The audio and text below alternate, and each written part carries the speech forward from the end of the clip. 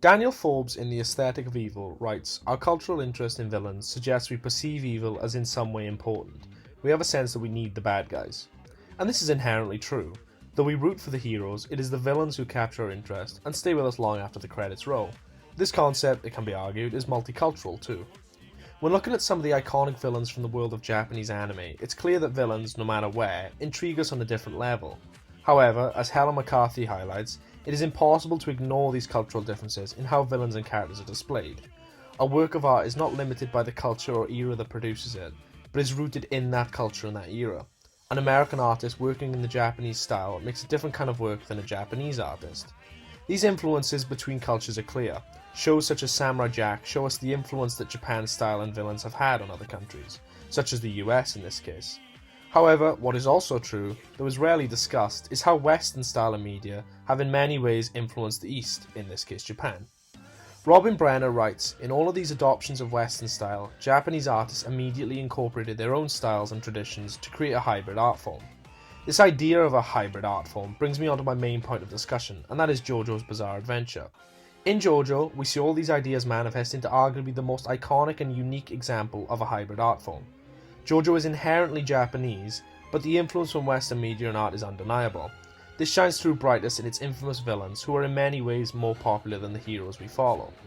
However, despite this crucial influence from the West, JoJo, and mainly its villains, retain their Japanese identity, and in doing so create a unique hybrid that almost bridges the gap between East and West. In this, I hope to discuss and explore what makes JoJo's villains so memorable, and how, despite their major influences, they still represent Japanese anime in its greatest form. This is I Reject My Humanity! How Western media influenced JoJo's Bizarre Adventure and its villains. JoJo's Bizarre Adventure began as a manga series in 1987, written by Hirohiko Araki. It was later adapted into an anime by David Production, and is still ongoing. The show, and the manga that preceded it, garnered high praise and proved to be extremely popular among audiences, who celebrated its unique art style and quirky offbeat humour and plot. The story is split into parts, with the anime currently set to adapt Part 6 in the next few years. Each part revolves around a different member of the Joestar family, beginning in the 1800s with Part 1, and going right up to the early 2000s and beyond in Part 6 onwards. Part 3, entitled Stardust Crusaders, introduced stands, supernatural powers that became iconic in the series. It's within these stands, and many of JoJo's characters, that we get our first glimpse of the series' Western influence. Bateman defines intertextuality as semiotic relation between two different documents, whether this relation involves single panels, pages, chapters, or whole documents. This idea of what he refers to as a semiotic relation absolutely applies here. From Part 1's iconic closing credit sequence to the constant stand and character references such as Oingo Boingo, Vanilla Ice, and Robert E.O. Speedwagon, JoJo's entire identity is rooted within reference. The show does not function without it. However, as I've said previously, what stands out in JoJo just as much as its references and Western influence is its villains. Francesco Rossini explains the JoJo villains. Each antagonist is related to the JoJo protagonists rather than an external threat to the communities that the JoJos wish to protect. The reiteration of a protagonist type across parts, each with his or her unique personality and story, continues a method used in Osamu Tezuka's mangas and Michael Moorcock's fantasy sci-fi works, to name a few. This quotation shows how JoJo's intertextual nature extends beyond just band and film references, and displays influence from other genres and art forms. However, what Rossini speaks of in terms of antagonists brings me on to my first case study in regard to JoJo villains, and their representation of almost a crossroad of cultures. And that crossroad begins with Dio Brando. Dio Brando is probably JoJo's most iconic villain and can be considered the main antagonist for the series. He first appears in Part 1 as a direct antagonist to Jonathan Joestar, the first of the Joestars, and later reappears as the primary antagonist in Part 3 and has mentions and significant effect on the plots of the other parts. On writing Dio, series creator Hirohiko Araki stated, "In terms of the contrast with Jonathan, the question was, what kind of a guy would be the ultimate villain to a symbol of justice? And what should he do to become a villain? Often one compares who's stronger or who's more awesome, like Godzilla vs Mechagodzilla or Schwarzenegger vs Stallone. That type of contest or confrontation is what I was going for in the contrast between Dio and Jonathan." Already here we get a sense of Dio's Western influence. However, this influence is not just in the relationship he shares with Jonathan, his adversary, but in his very character too. For example, Dio himself is named after American heavy metal artist Ronnie James Dio, and his surname, Brando, has been speculated to be a reference to actor Marlon Brando. In Part 3, Dio receives his stand, The World, which again draws reference to Ronnie James Dio through the clear inspiration from his album cover for Holy Diver. It's clear then that removing the Western influence from this character completely changes him. However, my argument is also that despite this, Dio and other villains within JoJo are still inherently Japanese. We can see this not only in Dio's design, but how he is written too. On the villains of Japanese anime, Robin Brenner writes, villains will have elaborate hair, outfits, jewelry and weapons. They are vicious, sadistic, dishonourable and excessively violent. Their actions make them monstrous rather than just an opposing force. All of these things and more apply to Dio. From his very introduction, he is almost the manifestation of pure evil. Unlike many Western villains, whose motivations sometimes make us question who's right and wrong, Dio leans more towards the monstrous side of Eastern anime villains, that Brenner refers to here. On writing Dio, Araki stated, Dio isn't just simply strong, but became a character that rules over others, or is admired and has many that serve him. Precisely because Dio is an adversary like that, there is a suspense over how can anyone triumph over a guy like that. During serialization, I did not prepare weaknesses for Dio, because the real pleasure is the suspense of having the Ripple defeated and overcoming the strength of your foes. The stronger the foe, the better.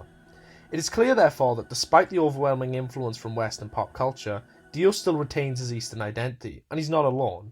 Another key example of this would be Part 4's offbeat and outlandish Yoshikage Kira. 私の名はキラヨシカゲ、年齢33歳。自宅は森王町北東部の別荘地帯にあり、結婚はしていない。仕事は亀有チェーン店の会社員で、毎日遅くとも夜8時までには帰宅する。タバコは吸わない。酒はたしなむ程度。夜11時には床につき、必ず8時間は睡眠をとるようにしている。寝る前に温かいミルクを飲み、20分ほどのストレッチで体をほぐしてから床につくと、ほとんど朝まで熟睡さ。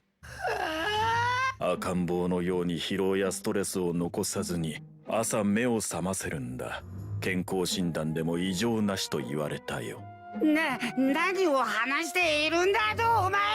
私は常に心の平穏を願って生きてる人間ということを説明しているのだよ。勝ち負けにこだわったり、頭を抱えるようなトラブルとか、夜も眠れないといった敵を作らない。What is evident from this, probably the most infamous clip from Part 4, is not only how disturbingly unique Kira is as a character, but also how, in both design and writing, he draws on Western influence. Francesco Rossini once again elaborates on this in David Bowie's influence on JoJo's Bizarre Adventure. Yoshikage is the closest homage to David Bowie in the series, specifically to the Thomas Jerome Newton persona from the Berlin and the Man Who Fell on Earth period. Yoshikage is blonde with blue eyes, always dresses in elegant formal suits, and is obsessed with being an average individual who never stands out. What Rossini explains here, and coupled with the fact that Kira's stand, Killer Queen, is an obvious reference to the band Queen, since one of its abilities is also titled Bites the Dust, and how Kira's personality can be linked to American Psycho's Patrick Bateman, the idea of intertextuality and influence is clearly expressed here within this character. However, Kira's unique persona is not defined by this intertextuality. Unlike Dio, though he would be a completely different character without this influence, Kira stands out because he also doesn't really adhere to the anime villain cliches, if you will. If you look once again at Brenner's theory on anime villains, Kira doesn't truly fit in. Though, as Rossini stated, he does wear elegant formal suits that can be considered elaborate, as Brenner said, not much else applies. Kira's character tries to live a quiet life without confrontation, meaning he needs to blend in. Whilst he can be considered monstrous and violent, this violence is not excessive. Fighting is the last thing he wants. In his video, What Makes a Villain Feel Real, Super Eyepatch Wolf attempts to pick apart what exactly makes Yoshikage Kira so compelling, stating, "At first he seems impossibly evil and inhuman, but as Part 4 goes on, we begin to learn all these bizarre little details about Kira and his life." While this seems more like a Western trope, as I discussed previously, the video goes on to explain why Kira himself transcends this by asking, why do they matter? Well, these are the little touches that make him feel alive. These are the nuances that trick our brain into considering him as an actual living, breathing person, rather than just a cartoon villain. What separates Kira from villains who we begin to agree with is that we as the audience are not in any way sympathetic towards him, and his actions are irredeemable, that we find him as a character relatable. After all, don't we all just want a quiet life? So what can we take away from this? As Abdul Wahab says, as regards to anime, the inclusion of foreign elements is due to the fact that most of anime's pioneers were heavily influenced by Western artists. JoJo is a perfect example of this. It shows that, contrary to popular belief, Western influence in the East is just as prominent as Eastern influence in the West, and JoJo's villains are the best way of showcasing this. However, my reason for choosing JoJo, and specifically its villains, is not only due to their intertextual nature, almost serving as a bridge between cultures, but also, as is shown in their design and writing, due to their unique Japanese identity. These characters would not be the same without their references and influence, but more than this, they wouldn't be the same without their culture. And this is why JoJo's Bizarre Adventure will forever be the perfect case study of a cultural crossover.